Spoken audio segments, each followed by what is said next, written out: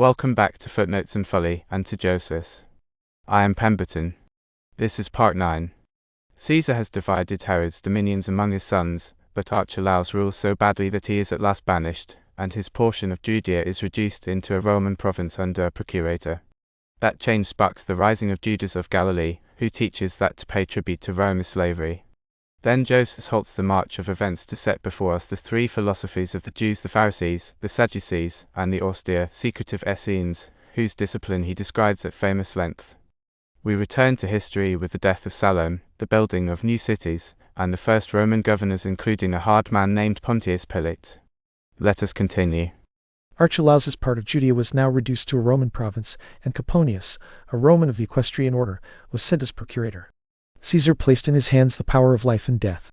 During his administration, a certain Galilean named Judas persuaded his countrymen to revolt. He said they were cowards if they endured paying tribute to the Romans, and if, after serving God, they submitted to mortal men as their lords. This man was the teacher of a peculiar sect of his own, and he was not at all like the rest of their leaders. There are three philosophical sects among the Jews. The followers of the first are the Pharisees, those of the second are the Sadducees, and the third sect, which claims a stricter discipline, is called the Essenes. These last are Jews by birth, and they seem to have a greater affection for one another than the other sects have. The Essenes reject pleasures as evil, but they regard self-control and victory over the passions as virtue. They neglect marriage, but choose other people's children while they are still teachable and fit for learning. They treat them as members of their own family and shape them according to their own customs. They do not absolutely deny that marriage is proper, or that the continuation of mankind depends on it, but they guard against the lustful behavior of women, and are persuaded that none of them keeps faith with one man. These men despise riches and share with one another in a way that causes admiration. No one is found among them who has more than another. It is a law among them that anyone who joins them must make what he has common to the whole order. As a result, among them there is no appearance either of poverty or of excessive wealth. Each person's possessions are mixed with everyone else's possessions, so that there is, as it were, one common inheritance among all the brothers. They consider oil a defilement, and if anyone is anointed without approving it himself, it is wiped from his body.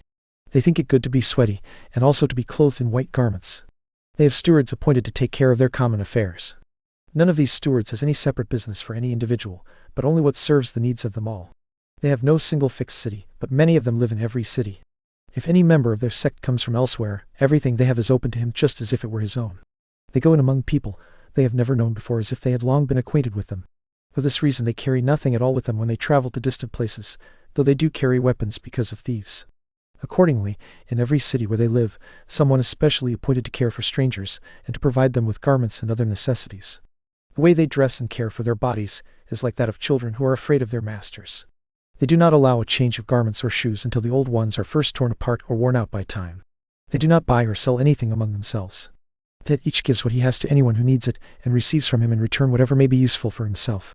Even when no return is made, they are fully allowed to take what they need from whomever they please. Their piety toward God is very extraordinary. Before sunrise they do not speak a word about ordinary matters, but offer certain prayers received from their forefathers, as though they were making supplication for the sun to rise.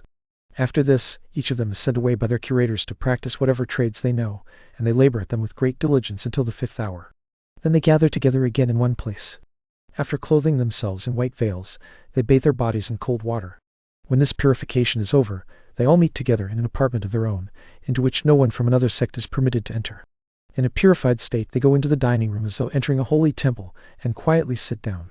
Then the baker lays loaves before them in order, and the cook brings a single plate of one kind of food and sets it before each one. A priest says grace before the meal, and it is unlawful for anyone to taste the food before grace is said. After they have dined, the same priest says grace again. Both when they begin and when they end, they praise God as the one who gives them their food.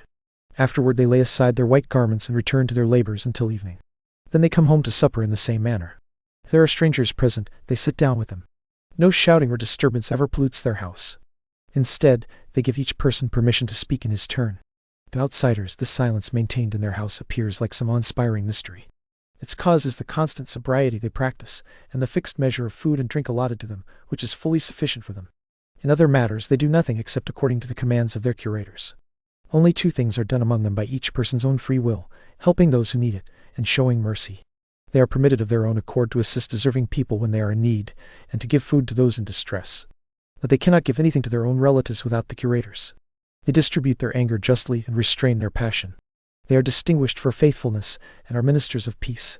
Whatever they say is firmer than an oath. They avoid swearing and regard it as worse than perjury, for they say that anyone who cannot be believed without swearing by God is already condemned.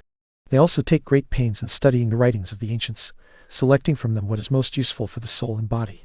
They investigate roots and medicinal stones that may cure their illnesses. If anyone wants to join their sect, he is not admitted immediately. For a year, while still excluded, he is required to follow the same way of life they use, and they give him a small hatchet, the previously mentioned girdle, and the white garment. When during that time he has shown that he can observe their self-control, he comes nearer to their way of life, and is allowed to share in the waters of purification. Yet even then he is not admitted to live with them. After this proof of his endurance, his character is tested for 2 more years. If he appears worthy, they then admit him into their society. Before he is allowed to touch their common food, he must take tremendous oaths. First, he swears that he will practice piety toward God, then that he will observe justice toward men, that he will do no harm to anyone, either of his own accord or by the command of others, that he will always hate the wicked and assist the righteous, that he will always show faithfulness to all men, especially to those in authority, because no one obtains government without God's assistance, and that if he himself is in authority, he will never abuse his authority or try to outshine his subjects in clothing or any other finery. He swears that he will always love truth and make it his purpose to rebuke liars, that he will keep his hands clear of theft and his soul clear of unlawful gains, that he will neither conceal anything from those of his own sect nor reveal any of their doctrines to others, even if someone tries to force him to do so at the risk of his life.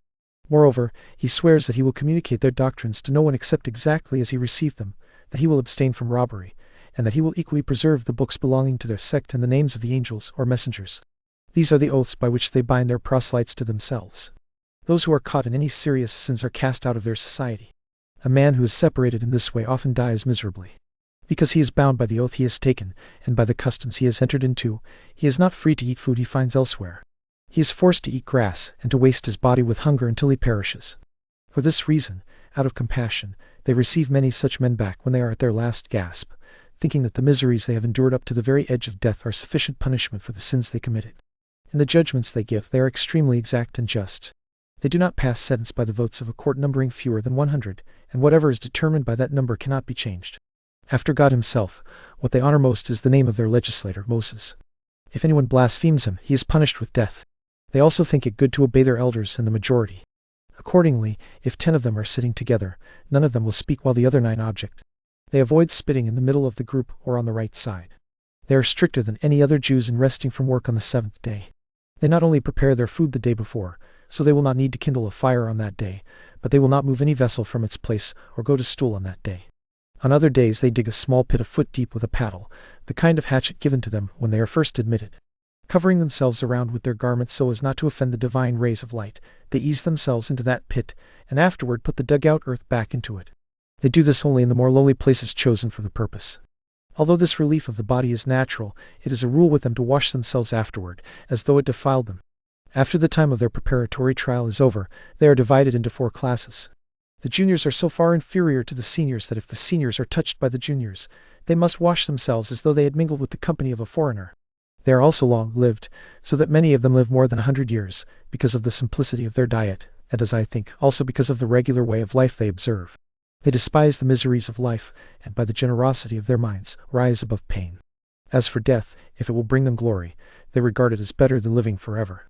Indeed, our war with the Romans gave abundant evidence of how great their souls were under trial.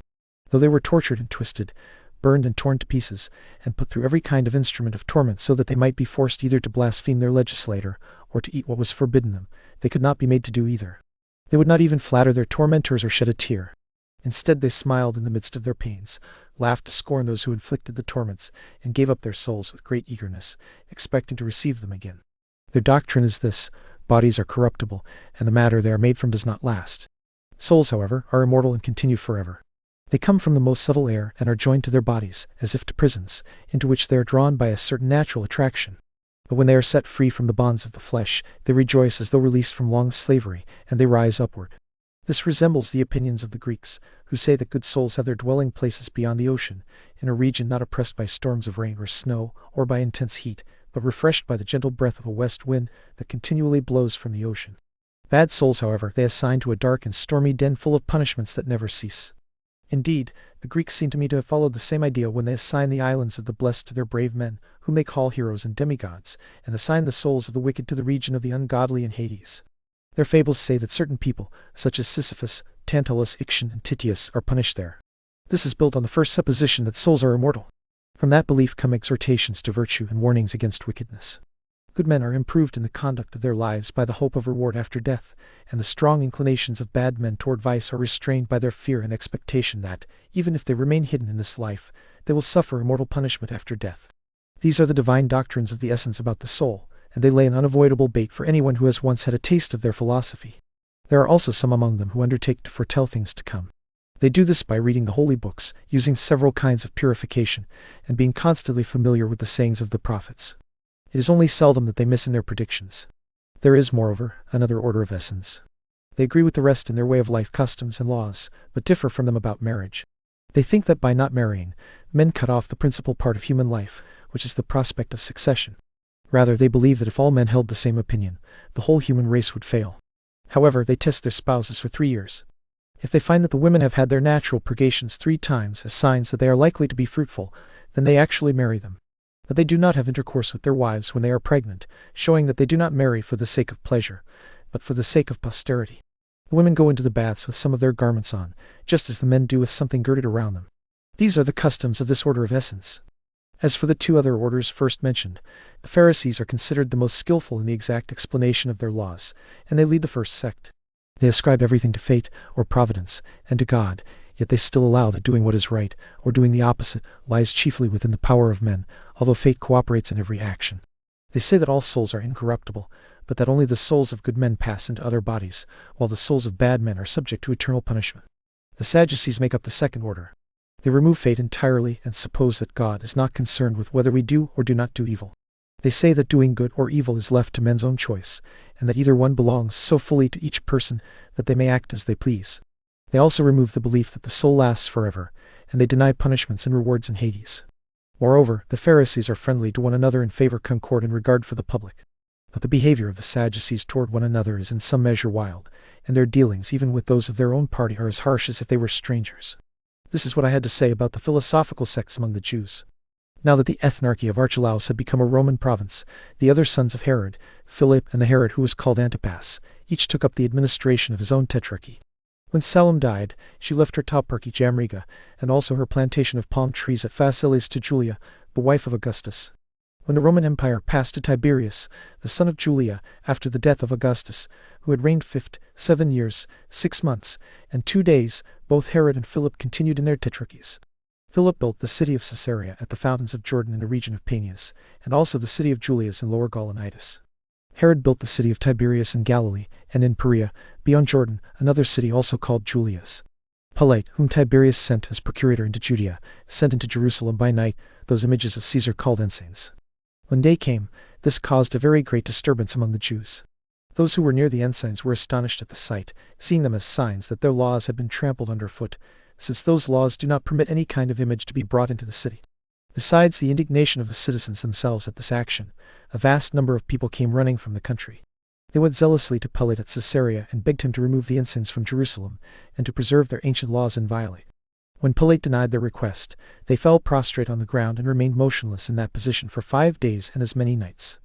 On the next day Pilate sat on his tribunal in the open marketplace and called the multitude to him, as though he wished to give them an answer. Then he gave a signal to the soldiers, who by agreement all at once surrounded the Jews with their weapons. The band of soldiers stood around the Jews in 3 ranks. The Jews were thrown into extreme terror by this unexpected sight. Pilate told them they would be cut to pieces unless they admitted Caesar's images, and signaled the soldiers to draw their bare swords. At this, as if at one signal, the Jews fell down together in great numbers, laid their necks bare, and cried out that they were ready to be killed sooner than allow their law to be transgressed. Pilate was greatly surprised at their extraordinary superstition, and ordered the ensigns to be carried out of Jerusalem at once. After this, Pilate caused another disturbance by spending the sacred treasure called Corban on aqueducts, by which he brought water from a distance of 400 furlongs. The multitude was indignant at this. When Pilate came to Jerusalem, they gathered around his tribunal and shouted against it. But he had been warned of the disturbance beforehand. He mixed his own armed soldiers among the crowd, and ordered them to hide under the clothing of private men. He instructed them not to use their swords, but to beat those who made the outcry with staves. Then he gave the signal from his tribunal to do as he had ordered. The Jews were beaten so severely that many died from the blows they received, and many others were trampled to death by their own people. The multitude, astonished by the calamity of those who had been slain, fell silent. Meanwhile, Agrippa, the son of that Aristobulus who had been killed by his father Herod, came to Tiberius to accuse Herod the Tetrarch. When Tiberius would not accept his accusation, Agrippa stayed at Rome and cultivated friendships with other notable men, especially with Caius, the son of Germanicus, who was then still a private person. At one time Agrippa entertained Caius at a feast. After showing him many other courtesies, he finally stretched out his hands and openly wished that Tiberius might die and that he might quickly see Caius emperor of the world. One of Agrippa's household servants reported this to Tiberius. Tiberius became very angry, ordered Agrippa to be bound, and had him treated very harshly in prison for 6 months, until Tiberius died after reigning 22 years, 6 months, and 3 days. When Caius became Caesar, he released Agrippa from his chains, and made him king of Philip's tetrarchy, Philip having now died. Once Agrippa had reached the dignity, he inflamed the ambitious desires of Herod the Tetrarch. Herod was especially encouraged to hope for royal authority by his wife Herodias. She reproached him for his slowness and told him that he lacked that great dignity only because he would not sail to Caesar. Since Caesar had made Agrippa a king from the rank of a private man, she argued, he would much more readily raise Herod from tetrarch to king. These arguments prevailed with Herod, so he came to Caius. Caius punished him for his ambition by banishing him to Spain. Agrippa followed him in order to accuse him, and Caius also gave Agrippa Herod's tetrarchy as an addition to his dominions. So Herod died in Spain, where his wife had followed him. Caius Caesar so grossly abused the fortune he had attained that he took himself to be a god, and wanted to be called one. He also cut off men of the greatest nobility in his country. He extended his impiety as far as the Jews. Accordingly, he sent Petronius with an army to Jerusalem to place his statues in the temple. He commanded him that if the Jews would not admit them, he should kill those who opposed him and carry the rest of the nation into captivity. But God concerned himself with these commands. Petronius marched out of Antioch into Judea with 3 legions and many Syrian auxiliaries. As for the Jews, some of them could not believe the reports that spoke of war. Those who did believe them were in the greatest distress about how to defend themselves, and terror quickly spread through them all, for the army had already come to Ptolemais. Ptolemais is a maritime city of Galilee, built in the Great Plain. It is surrounded by mountains. The mountain on the east side, 60 furlongs away, belongs to Galilee. The one on the south belongs to Carmel, which is 120 furlongs distant. The one on the north is the highest of all and is called by the people of the country the ladder of the Tyrians, at a distance of 100 furlongs. The very small river Belus runs by the city at a distance of 2 furlongs. Near it is Memnon's monument, and close by is a place no larger than 100 cubits that deserves admiration. The place is round and hollow and supplies the kind of sand from which glass is made. When many ships have loaded there and emptied it, the place is filled again by the winds, which bring into it, as though on purpose, sand that had lain far off and had been no more than ordinary common sand. This mine at once turns it into glassy sand. What is still more wonderful to me is that the glassy sand, which is more than needed, once removed from the place, becomes ordinary common sand again. This is the nature of the place of which we are speaking. The Jews gathered in great numbers, with their wives and children, into the plain by Ptolemais. They made supplication to Petronius, first for their laws, and then for themselves. Petronius was moved by the multitude of those who pleaded, and by their supplications. He left his army and the statues at Ptolemais, went forward into Galilee, and called together the multitude and all the men of note at Tiberias. He showed them the power of the Romans, and the threats of Caesar. Besides this, he argued that their petition was unreasonable, because all the nations subject to the Romans had placed the images of Caesar in their several cities among the rest of their gods. For the Jews alone to oppose this, he said, was almost the behavior of rebels, and was insulting to Caesar. But they insisted on their law and the custom of their country. They said it was not permitted to them to make an image of God, or even of a man, and put it in any dishonorable part of their country, much less in the temple itself. Am I not also bound to keep the law of my own Lord? If I transgress it and spare you, it is only just that I perish. The one who sent me, not I, will begin a war against you, for I am under command just as you are. At this the whole multitude cried out that they were ready to suffer for their law. Petronius then quieted them and asked whether they would make war against Caesar. The Jews answered that they offered sacrifices twice every day for Caesar and for the Roman people, but that if he meant to place the images among them, he must first sacrifice the whole Jewish nation. They said they were ready to expose themselves, together with their children and wives, to be slain. Petronius was astonished at this and pitied them because of the inexpressible sense of religion under which they lived, and the courage that made them ready to die for it. So they were dismissed, though without success. In the following days he gathered the men of power privately and the multitude publicly. Sometimes he used persuasion, and sometimes he gave them advice. But he chiefly used threats, insisting on the power of the Romans, the anger of Caius, and the necessity under which he himself stood to do what he had been ordered. They could not be prevailed upon in any way. He also saw that the country was in danger of being left untilled, for it was about seed-time, and the multitude had remained idle for 50 days together. At last he gathered them and told them that it was best for him to run some risk himself. Either with divine assistance, he would prevail with Caesar and escape danger himself along with them, which would bring joy to both, or if Caesar continued in his rage, he would be ready to expose his own life for so great a number of people. Then he dismissed the multitude, who prayed earnestly for his prosperity. He took the army out of Ptolemais and returned to Antioch. From there he immediately sent a letter to Caesar, informing him of the incursion he had made into Judea, and of the supplications of the nation. He wrote that unless Caesar wished to lose both the country and the people in it, he must allow them to keep their law and must cancel his former command. Caius answered this letter violently and threatened to put Petronius to death for being so slow to execute what he had commanded. But it happened that those who carried Caius's letter were tossed by a storm and detained at sea for 3 months, while others who brought the news of Caius's death had a good voyage. Accordingly, Petronius received the letter about Caius's death 27 days before he received the one written against himself. And we will halt there, with Pilate provoking the people over the standards and the aqueduct, and the storm clouds of Rome gathering over Judea. Next time, in Part 10, the mad Emperor Caius Caligula orders his own statue set up in the temple, the governor Petronius dares to delay, and the fortunes of the Jews turn on the friendship and the sudden, terrible death of King Agrippa. Mind the footnotes, and beware the folly.